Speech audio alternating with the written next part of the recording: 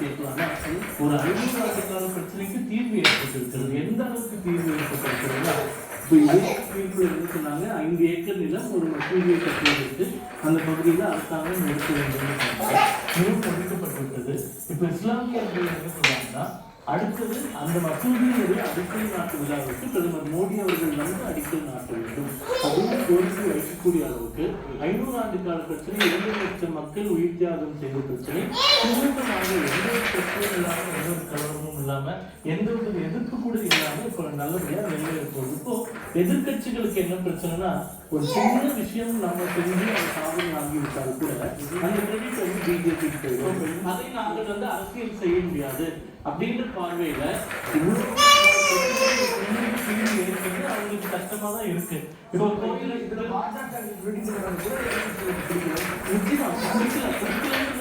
அவங்களால ஏற்றுக்கொள்ள முடியவில்லை.